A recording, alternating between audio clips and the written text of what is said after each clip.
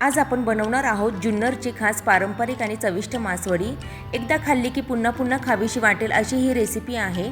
खूप सोपी आणि घरच्या घरी बनवता येणारी ही जुन्नर स्पेशल डिश आज आपण स्टेप बाय स्टेप पाहणार आहोत। चला तर मग सुरू करूया ही खमंग अशी मासवडी रेसिपी।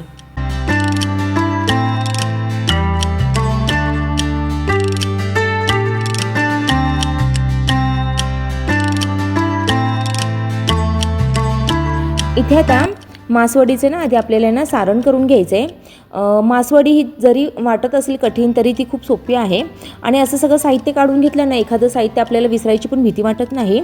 जरी आपण घरी करत असलो तरी पण असं जर करून ठेवलं ना तर पटपट ही आपल्याला मासवडी करता येते। चला तर मग उशीर न करता या रेसिपीला आपण सुरुवात करूया। आता इथे मी 1 टेबलस्पून खसखस घेतलेला आहे, 1 टेबलस्पून जिरं घेतलेलं आहे, 1 टेबलस्पून आपल्याला धणे घ्यायचे आहेत। आता इथे काही खडे मसाले घेतलेले आहेत, त्यात 2-3 विलायची, 2-3 मिरी आणि 2-3 लवंगा घेतलेल्या आहेत।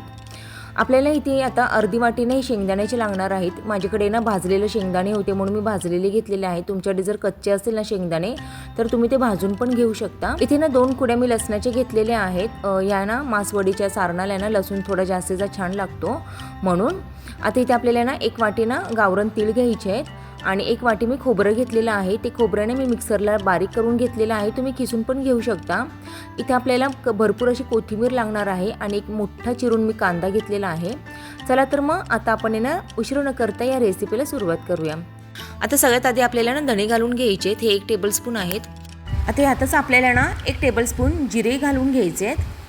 आता खडे मसाले पण इथे मी त्यात घालून घेते। हे सगळं आपल्याला बारीक गॅसवर छान असं भाजून घ्यायचं आहे। तुम्ही जर हे करायची नसेल स्टेप तर तुम्ही जो आयता मिळतो बाहेर मार्केटला गरम मसाला तो पण वापरू शकता। पण मला असं वाटतं की हा जेव्हा आपण ताजा करून वापरतो ना ह्या मासवडीला तेव्हा त्याची चवही नाही दुपटीने वाढते, म्हणून तुम्हाला जर शक्य असेल तर तुम्ही असं करू शकता।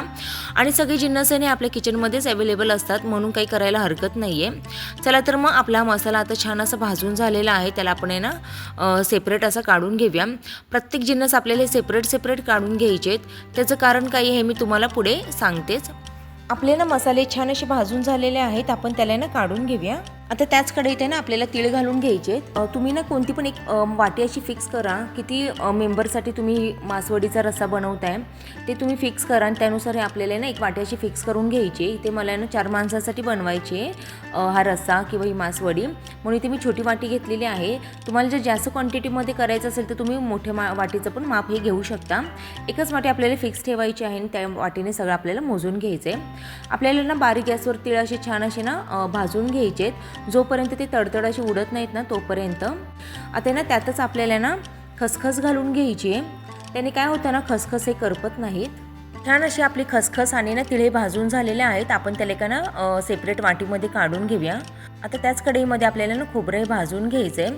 तुम्ही बघू शकता छान असं खोबरं आपलं भाजून झालेलं आहे, ते आपण आता वाटीमध्ये काढून घेऊया। आता ह्याच कढईत मी 1 टेबलस्पून तेल घालून घेतलेलं आहे, त्यात आता आपल्याला कांदा परतून घ्यायचा आहे। सगळ्यांनी आपल्याला परतताना गॅसची फ्लेम ही बारीकच ठेवायची, त्याने खरपूस असं सगळं साहित्य किंवा जिन्नस आहेत नाही भाजले जातात। आपण कांदा 1-2 मिनिटं गोल्डन होईपर्यंत किंवा ब्राऊन होईपर्यंत भाजून घेऊया। छान असा आपला कांदा तुम्ही बघू शकता खूप थोडासा झालेला आहे आणि तो छान असा गोल्डन होईपर्यंत आपण भाजून घेतलेला आहे। त्यातच आता आपल्याला लसूण घालून घ्यायचा आहे आणि तो पण छान असा आपल्याला भाजून घ्यायचा आहे। हे लक्षात घ्यायचं की आपल्याला करपून द्यायचं नाही आहे आणि गार झाल्यावर आपल्याला हे सगळं आता बारीक करून घ्यायचं आहे मिक्सरमध्ये, ते पण आपल्याला वेगवेगळं करून घ्यायचं आहे, हे पण मी तुम्हाला सांगते त्याचं कारण काय आहे। चला तर मग आपण हे मिक्सरमध्ये वाटून घेऊया आता सगळं। आता मिक्सरच्या भांड्यामध्ये आपल्याला सगळ्यात आधी खडे मसाले घालून घ्यायचे आहेत। असं केल्याने काय होतं छान असे ते वाटले जातात, कुठे पण असं खडा मसाला हा अख्खा राहत नाही, म्हणून आधी आपल्याला ते फिरवून घ्यायचं आहे। तुम्ही बघू शकता जाडसर अशी मी पावडर ह्याची बनवून घेतलेली आहे, इतपतच आपल्याला वाटून घ्यायचं आहे। आता ह्यात आपल्याला तीळ घालून घ्यायचे, यातच आपल्याला खोबरं पण घालून घ्यायचं आहे। आता हे सगळे कोरडे जिन्नस आपल्याला आधी मिक्सरमध्ये बारीक करून घ्यायचे आहेत, जास्त पण आपल्याला बारीक पेस्ट करायची नाही आहे, जाडसर असं आपल्याला रवाळ असे बारीक करून घ्यायचं आहे। जर ह्याच्यात आपण कांदा घातला ना तर हे असं बारीक होणार नाही, छान असं ते अख्खं राहणार, म्हणून आपल्याला आधी कोरडे जिन्नस हे वाटून घ्यायचे आहेत आणि मग कांदा आणि लसूण आपल्याला हा बारीक करून घ्यायचा आहे। छान असं आपल्याला हे रवाळ असं वाटून झालेलं आहे, ह्याला आपण काढून घेऊया। इथे मी शेंगदाणे वाटून घेतलेले आहेत, ते जाडसर असं वाटलेले आहेत। मी माझ्या जारमध्ये सगळं साहित्य एकत्र हे बसलं नसतं म्हणून मी असं सेपरेट हे वाटून घेतलेलं आहे। आता आपल्याला ना सगळ्या शेवटी ना कांदा हा वाटून घ्यायचा आहे। तुम्ही बघू शकता कांदा आणि लसूण आपला हा वाटून झालेला आहे, तो पण आपण या मिश्रणामध्ये ना काढून घ्यायचा आहे। आता हे सगळं साहित्य ना आपल्याला एकजीव करून घ्यायचं आहे। छान असं आपल्याला 1-2 मिनिटे मिक्स करून घ्यायचं आहे। तुम्ही बघू शकता कांद्याच्या सोल्याव्याने छान असं ओलसर झालेलं आहे। आता ह्यात ना आपल्याला काही मसाले घालून घ्यायचे आहेत। त्यामध्ये ना आता 1 टीस्पून मी हळद घालून घेते। 1 टेबलस्पून इथे मी ना आपला घरचा साठवणीचा काळा मसाला आहे ना तो घालून घेतलेला आहे। तुम्ही ना तुमच्या चवीनुसार आहे ना हा मसाला आहे ना कितपत तुम्ही तिखट खाता त्यानुसार कमी जास्त करू शकता। इथे ना मी 1 टेबलस्पून आहे ना गोडा मसाला घेतलेला आहे। जर तुमच्याकडे नसेल तर तुम्ही स्किप पण करू शकता। इथे मी हा घरी बनवलेला होता म्हणून मी इथे घालून घेतलेला आहे। आता ह्यात आपल्याला ना सगळ्या शेवटी चवीनुसार मीठ घालून घ्यायचं आहे आणि भरपूर अशी आपल्याला ह्याच्यात आता कोथिंबीर घालून घ्यायची आहे। आता कोथिंबीर घालून झाल्यावर ना आपल्याला सगळे पुन्हा एकदा ना छान असं एकत्र करून घ्यायचं आहे किंवा एकजीव करून घ्यायचं आहे। छान असे आपल्याला मिक्स करून घ्यायचं आहे। इथे आपलं मासवडीचं सारण हे तयार झालेलं आहे। ह्याला आपण ना झाकून एका साईडला ठेवून घेऊया। इथे आपल्याला ना मासवडीचा ना रस्सा बनवून घ्यायचा आहे, त्यासाठी ना आपल्याला एक वाटण करायचं आहे। आता या वाटणासाठी ना इथे मी 1 टेबलस्पून आहे ना तेल घालून घेतलेलं आहे। त्यात आता आपल्याला ना एक आहे ना उभा चिरलेला कांदा छान असा भाजून घ्यायचा आहे। या रश्श्यामध्ये ना आपण एक सिक्रेट असे इन्ग्रेडियंट्स वापरणार आहे, ते काय आहे हे बघण्यासाठी ना व्हिडिओ हा शेवटपर्यंत बघा। आता इथे कांदा आहे ना लाल होईपर्यंत ना आपण एकीकडे ना काय करूया ना, जे आपल्याला ना मासवडीला जे पिठलं बनवायचं आहे ना त्याचा ठेचा बनवून घ्यायचा आहे। त्यासाठी ना इथे मी 4 आहे ना हिरव्या मिरच्या आहे ना या तोडून घालते या खलबत्त्यात। आता इथे आपल्याला ना 7 ते 8 आहे ना लसणाच्या पाकळ्या घ्यायच्या आहेत। 1 इंच आपल्याला आलं लागणार आहे। आता ह्यात ना आपल्याला थोडं मीठ घालून घ्यायचं आहे आणि हे छान असं वाटून घ्यायचं आहे। मीठ घालण्याने काय होतं ना छान असं खलबत्त्यात आहे ना हे मिश्रण आहे ना वाटलं जातं। तुम्ही मिक्सरमध्ये पण वाटू शकता, पण खलबत्त्यात आहे ना छान असं हे जाडसर असं वाटलं जातं, म्हणून इथे मी खलबत्त्याचा वापर केलेला आहे, दुसरं काही नाही आहे। चला तर मग आपण ह्याचा एक ठेचा बनवून घेऊया। इथे ना आपल्याला आता 2 चमचे हे चण्याची डाळ घालून घ्यायची आहे। ती पण आपल्याला छान अशी परतून घ्यायची, कांद्याबरोबर ती छान अशी परतली जाणार आहे। 1-2 मिनिटं आपण त्याला पण परतून घेऊया। छान अशी म्हणजे त्याची चव लागते त्या आमटीमध्ये। कांदे अशी भाजली छान अशी परतून झालेली आहे। आता यातच आहे ना आपल्याला खोबरं घालून घ्यायचं आहे। इथे मी अर्धी वाटी खोबरं घालते। आपल्याला वाटण छान असं लालसर असं परतलं गेलेलं आहे, आपण ह्याला काढून घेऊया। आपण आहे ना काढून घेतलेलं आहे, आधी आपण ह्याला गार करून घेऊया आणि मग हे आपल्याला मिक्सरच्या जारमध्ये वाटून घ्यायचं आहे। इथे ना आपला पिठल्याला जो ठेचा लागणार आहे ना तो पण आपला रेडी झालेला आहे, आपण याला काढून घेऊया। असं जाडसर आपल्याला कुटून घ्यायचं आहे किंवा वाटून घ्यायचं आहे। आपल्याला हे वाटण छान असं गार झालेलं आहे, आपण याला आता वाटून घेऊया। आमटीचं वाटण हे आपलं त्यात आपल्याला वाटून घ्यायचं आहे। छान असा सुगंध सुटलेला आहे या वाटणाला, पण वाटायच्या आधीच ह्याला सुगंध सुटलाय।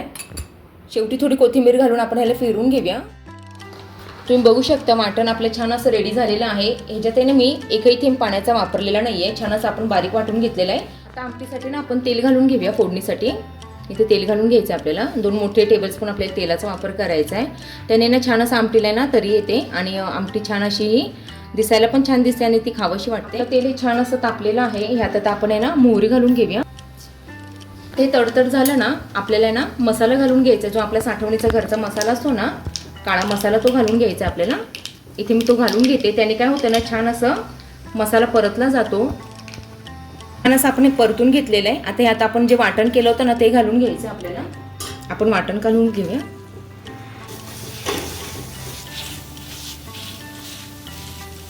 आता ह्यातच मी 1 टेबलस्पून आहे ना बेडगी मिरची पावडर घालणार आहे, त्याने कलर आहे ना आणि तरी ही छान येते या आमटीला।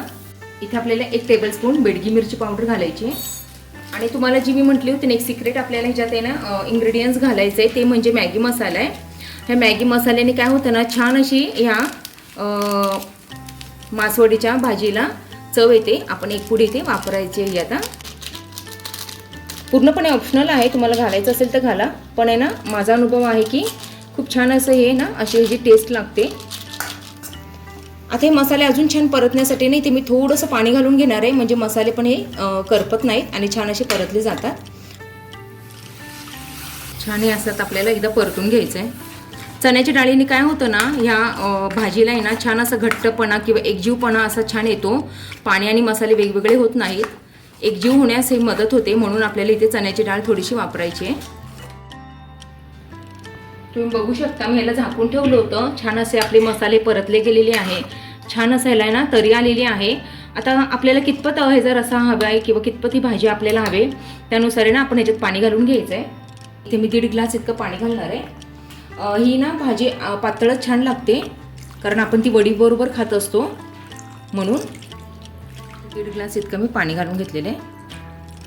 आता चवीनुसार मीठ घालून घ्यायचं आपल्याला यात आणि छान ह्याला आता एक उकळी आणून घ्यायची आपल्याला. म्हणजे ते आपला मासवडीचा रस्सा हा रेडी झालेला आहे. आता हा रस्सा उकळेपर्यंत ना आपण मासवडी करून घेऊया. ते आपल्याला ना आता मासवडीचं आहे ना पिठलं बनवण्यासाठी ना इथे मी कढईत आहे ना 2 चमचे तेल घेतलेलं आहे. तेल गरम झाल्यावर आपल्याला ना अर्धा चमचा आहे ना मी ते जिरा पावडर घालून घेते. तुम्ही हिंग पण घालू शकता, छान लागते हिंगाची पण चव. आता इथे जो आपण वाटलेला ठेचा होता ना मिरचीचा तो घालून घ्यायचा आणि परतून घ्यायचं आपल्याला हे.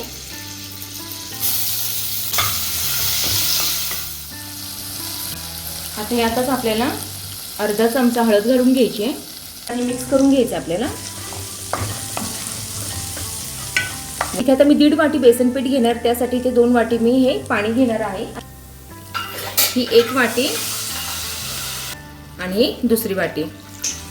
उकळी आल्यावर आपल्याला ह्याच्यात पीठ वैरून घ्यायचं आहे, म्हणजे याचं आपल्याला पिठलं बनवायचं आहे. मी ना त्यात वैरण्यासाठी किंवा हे पिठलं करण्यासाठी बेसन पीठ घेतलं आहे. या वाटीने मी हे 1.5 वाटी एवढं हे बेसन पीठ घेतलेलं आहे. जर बेसन पीठ 1.5 वाटी असेल तर 2 वाटी आपल्याला पाणी लागतं, हे प्रमाण आहे. आणि हे बेसन पीठ आहे ना मी चाळून घेतलेलं आहे. चाळून घेतल्यामुळे काय होतं ना त्यात जे गाठी असतात ना त्या मोडल्या जातात आणि छान असं हे पिठलं आपलं तयार होतं. म्हणून आपल्या पाण्याला छान अशी उकळी आलेली आहे. आता ह्यात ना आपण थोडं थोडं पीठ घालून हे वैरून घ्यायचं आपल्याला.